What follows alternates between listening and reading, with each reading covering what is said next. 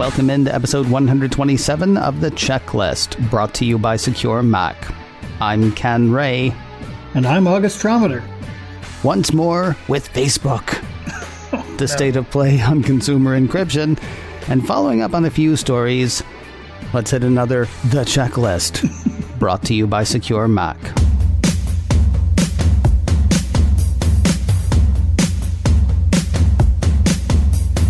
Well, Facebook's got another mystery on its hands. August, Facebook has another mystery on its hands. How the heck does it keep ending up with all this information on people that it doesn't want? It's little things like financial information and truly personal information like your heart rate and when it's that time of the month. Apple Insider highlights a report from the Wall Street Journal that says that is happening. Tests run by the journal show Facebook software collects data from numerous apps within seconds of it being entered by the user without any sign of a prominent or specific disclosure by the iOS or Android app. Offenders on the iOS side include instant heart rate, HR monitor by Azumio. This one sent a user's heart rate to Facebook immediately after a reading was performed. Apple Insider didn't have numbers on that one, though it's said to be one of the most popular apps of its kind on the iOS App Store. The flow, period, and ovulation tracker. Apple Insider did have numbers on this one, said to have 25 million active users. This app told Facebook when a user told it that they wanted to get pregnant, as well as when they were on their period. And finally, Realtor.com. This apparently sent Facebook the location and price of listings viewed by a user, as well as those marked as favorites. And now, what may be the worst part? It gets worse? Yeah, I know, right? You would think not, but this is happening even if you're not on Facebook. And when I say if you're not on Facebook, I mean if you've never been on Facebook or don't have a Facebook account. According to Apple Insider, the journal found that the data was transmitted to Facebook if the user didn't log into Facebook for authentication, or even if the user didn't have a Facebook account in the first place. And if you want to know more about how that works, checklist number 32, the shadow profiles on social media episode is what that is. So you look for it in iTunes or go to securemac.com/checklist and look for episode 32. Shadow profiles on social media. Now, I said earlier that Facebook's got another mystery on its hands because the company swears that this is not the kind of information that it wants, and yet it is the kind of information that the company keeps sucking up. Quoting Apple Insider, Facebook claims some of the data sharing activities brought up in the tests seem to violate its business terms, which ask developers to avoid sending health, financial information, or other categories of sensitive information. The apps were flagged by Facebook to stop sending information that may be deemed sensitive, with the suggestion of additional action if the apps fail to comply with the demand. So Facebook says it does not want this data, but it receives this data anyway. Now, I know that there is a lot that I don't understand about big data. It really honestly strikes me as possible that Facebook really does not mean to receive this information, but developers send it and the data gets caught. Is that possible? Well, first of all, a fair warning here, Ken. After hearing this story, I've got my cranky pants on. Okay. I mean, sure, it's possible, but really? Yeah. Hey, Mom, I know it looks like my hand's in the cookie jar again, and I know I've done it 1,000 times before, but really, this time, I have no idea how my hand got here. Yeah, right. Because this is, I mean, that's the thing. This is the kind of thing that Facebook does. Let's say for the sake of example that Facebook doesn't want that data and that the developers did send it accidentally. Mm-hmm. And those are two big supposes there. But let's suppose that's true. Facebook has known about this for how long? And at no point did Facebook say, oh no, we better not take in that data. Instead, they gobbled it up like a lumberjack at an all-you-can-eat buffet. That's a weird analogy, but okay. Where that possibility seems suspect to me is why would developers gather and send the information if there wasn't some place for it to land, right? Like if an app is going to send information to Facebook, maybe I have a very sort of 20th or even 19th century idea. I assume that there has to be a slot for the information to go into, right? I mean, take the flow period and ovulation tracker. That is a purpose-driven app. It's made to track information, intimate information for the user and not for Facebook. I don't understand. I mean, like, first of all, what legitimate reason is there for this app to be sending any information to Facebook? Well, this is obviously all about marketing and money. At some point, you mentioned above that these are some of the biggest apps in the App Store in terms of number of users. So, Facebook pulled them aside, said, look, we'll give you 10 cents for every record you send us, or however many pennies it is. And that stuff adds up for an app that, is relatively free or free to start with. I don't consider that a legit reason. I don't see any reason that kind of data should be shared with anyone, especially behind your back. That's ridiculous. You see, this is the thing that I find myself wondering, like, can this really be an accident? Right. No, I mean, I'm seriously asking the question. Can this really be an accident? I don't think so. Facebook can claim innocence all they want. But it just popped into my head. It's starting to smell like, 3 Days of the Condor, where you've got like a Facebook inside of Facebook. That's, they've got people running around and making these deals, and maybe they don't know at the top. Maybe they do. I have no idea, but it's wrong no matter who knows about it. I don't know if you remember, actually, but a few weeks ago when Facebook was found to be using its developer certificate program, whatever, going to the site, getting people to sign up for that thing so they get more information on people. There were actually people inside Facebook who were upset, and they were blaming the Onavo Protect people. They were protecting the VPN people or blaming the VPN people. So they weren't blaming Facebook. They were blaming a subset of Facebook in a way. Right. Which is kind of like what you were talking about. But at that point, yeah. So I guess, so the follow-up question, I think my first question was, is there a reason for the period tracker app to be sending any information to Facebook? Then really, there's absolutely no reason to send, the most intimate information. No, that information should absolutely not be shared with Facebook. Here's the thing. You mentioned shadow profiles, and you may not have a Facebook account. You may never have had a Facebook account.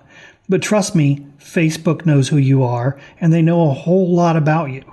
And then they get this kind of data, and they tie it to what they know. It really is despicable. Remember when Google Glass was a thing? Google Glass was never a thing. It existed, but it wasn't. It existed, yeah. True. But somebody came up with the term glass hole. Okay, yeah. GLASSHOLE. Yes. And that word alone helped kill the project. Yeah. I think we need a clever word for companies that use data in bad ways. And if anyone listening out there has a good suggestion, send it our way. I didn't know you were actually going to do that, but sure, why not? I don't know. I don't know what the terms are exactly, but yeah, we're looking for a term. See, because I kind of like Dyson of data, which I had written down but skipped over. But that's not really insulting enough, is it? No, it's not. No, need something more. So checklist at SecureMac.com if you want to send. I don't even know how to quantify what you just said, but checklist at SecureMac.com. So let's keep giving the benefit of the doubt. And I don't know why we're going to do that, but let's keep doing that. Assuming that these are all mistakes, and, that does stretch my suspension of disbelief as well. But assuming they're all mistakes, I mean, they need to be fixed and they can be fixed, right? I mean, code is not a chemical reaction. Code is code. It is written to do things. And even if it accidentally does something else, it can be rewritten to no longer do those things. Just check me on that. That is correct, yes? No, absolutely. And that's what I was talking about. Facebook could be rejecting this as it comes in. Mm-hmm. And obviously they're not doing that. They're just taking it in and going, yum, yum, yum. Yeah, this is the one that's the thing. It can't be a mistake on everybody's part. I mean, the app developer has to be incentivized for some reason to take the information and send it off. You know what I didn't check? And I guess I wish I had before we started. I don't know if those apps are free. Realtor.com I know is free. I mean, I don't know for certain that it's free, but I can't imagine it would be anything that anybody would, pay for. Sure. The heart rate app I don't know about. The other one I don't know about, but I mean, that could go back to the Tim Cook thing. If you're not paying for it, you're the product. Yeah. Facebook spokesperson says it requires app developers to be clear with their users about the information that they're sharing with the social network. That doesn't seem to be working that well, but okay. As for Apple's part, the piece says Apple advised to the report it requires apps to acquire prior user consent in order to collect data, as well as to move to prevent unauthorized access and usage by third-party firms. When we hear of any developer violating these strict privacy terms and guidelines, we quickly investigate and, if necessary, take immediate action, a spokesperson told the Wall Street Journal. Now, I know there are literally hundreds and hundreds and hundreds of thousands of apps in the App Store. After a while, though, some of this is on Apple, right? I mean, if the Wall Street Journal can see that this is happening, the biggest tech company on the planet should also be able to see what's happening. Oh, absolutely. But first, is Facebook actually saying it's not our fault, it's the devs' fault? That's a good question. Because it seems like that's what they're doing, but then they say, but we'll keep sucking in that data, please. And yes, some of this is on Apple. But with all of the controversies between this, the enterprise certificate fiasco, and whatever nefarious plot Facebook has planned next, I have to wonder who's in control here. Does Apple need Facebook more than Facebook needs Apple, or is it the other way around? Because at some point, Apple just needs to pull the plug on Facebook and be done with it. This is getting way out of hand. This is why I was actually, I was bothered by how little time it took for Facebook to get its developer certificate program back online. Now, I will say I do see a difference between what was going on with the developer program and what's happening in the App Store now, because the developer program was a handshake between Apple and Facebook saying, we're not going to look behind this wall that you've got there because you are promising me that you're not doing anything, with consumers on this. This is just for your internal stuff. And they took Facebook at their word. They took Google at their word. And so that doesn't affect me at all, or it shouldn't affect me anyway, until Facebook, it turns out has its fingers crossed behind its back while it's shaking hands with Apple, and then it's going out and, sucking up all kinds of information that it's not supposed to, expressly against the deal that they made. The whole thing about the walled garden is supposed to be that I'm supposed to be able to trust what's in the walled garden. That's why I can't sideload apps. That's why I can't just go out anywhere and buy any number of apps. The whole thing about the walled garden is it's supposed to be keeping me safe. And I will again go back to, sure, the developer is doing something wrong here. Facebook may be incentivizing the developer to do something wrong here. But if the journal can see, hey, this is sending information from my phone to Facebook, how is it that the person that approved that app for Apple can't see, hey, this is sending information to Facebook? I think a lot of it comes down to Apple's approval process. They've automated quite a bit of it. Mm-hmm. And then the last steps are by a human. They would just need to implement basically Facebook URL detection, as an outbound connection, and just nip those in the bud. And I really think that's what they need to be doing.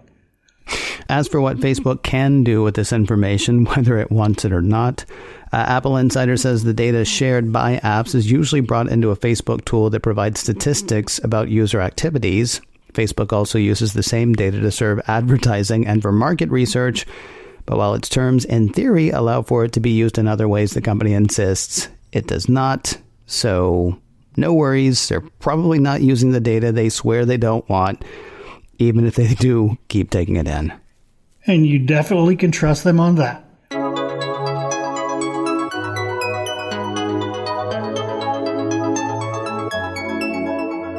Just because we haven't heard about it lately doesn't mean that the war for the backdoor is over.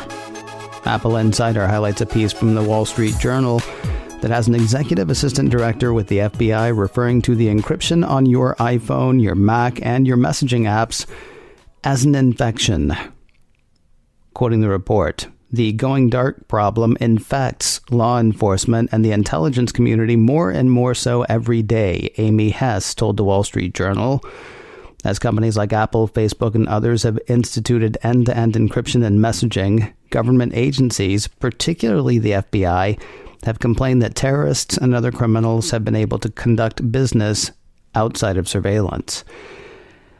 It's what criminals do, isn't it?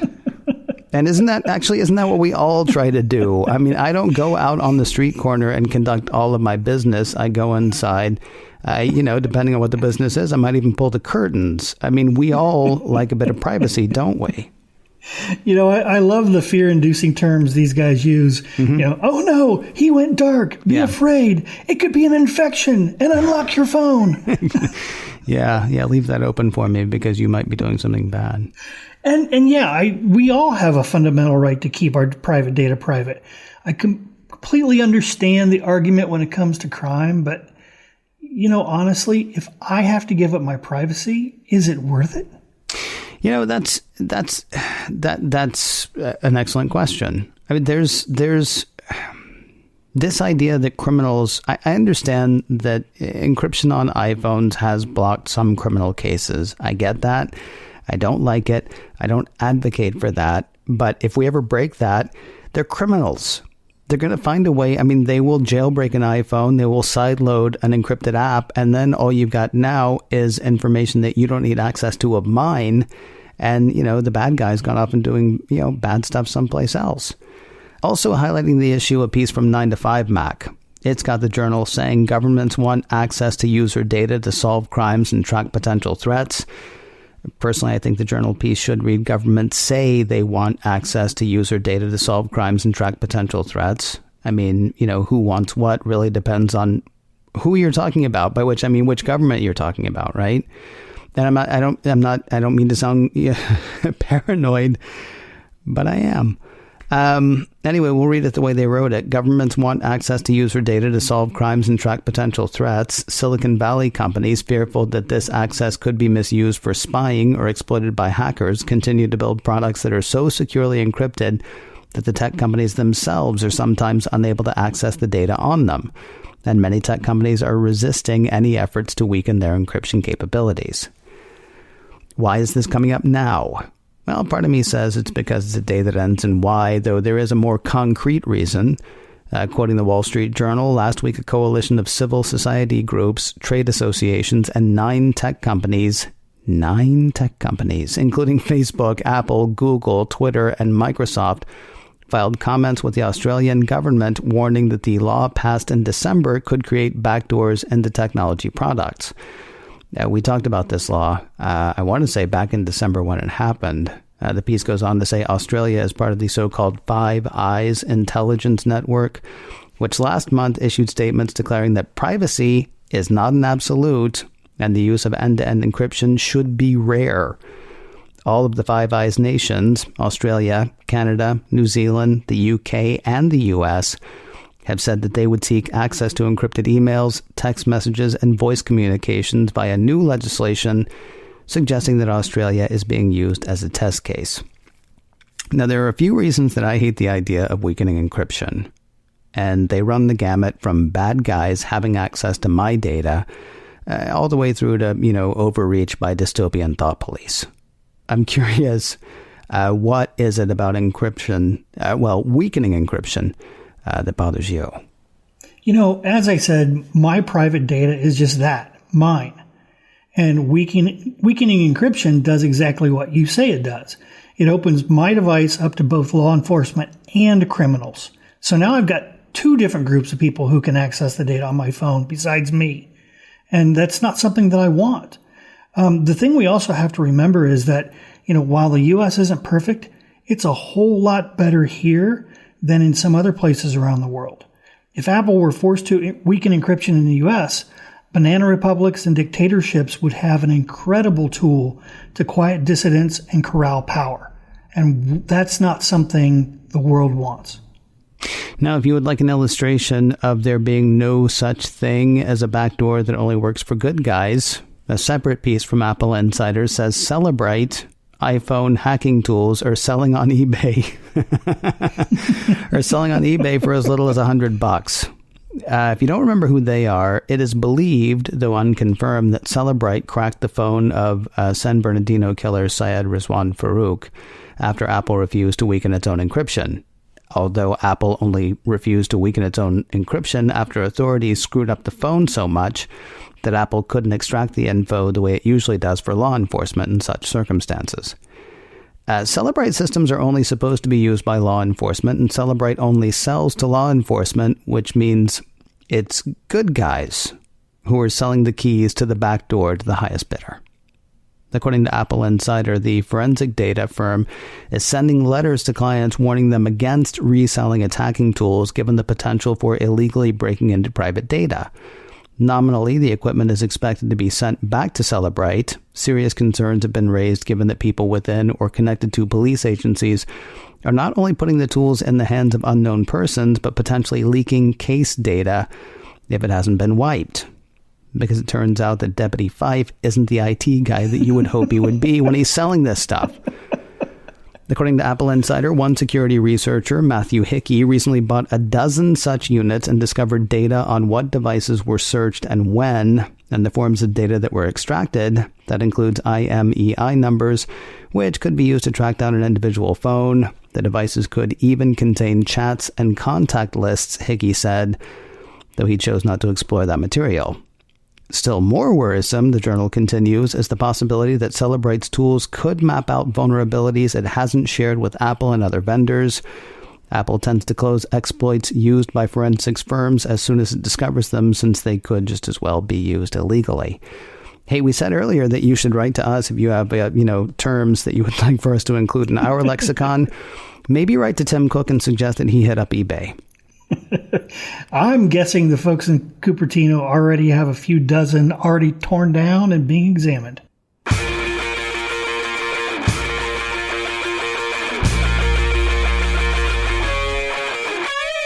We'll follow up on a few past stories in a moment, but first a word about MacScan 3 from SecureMac.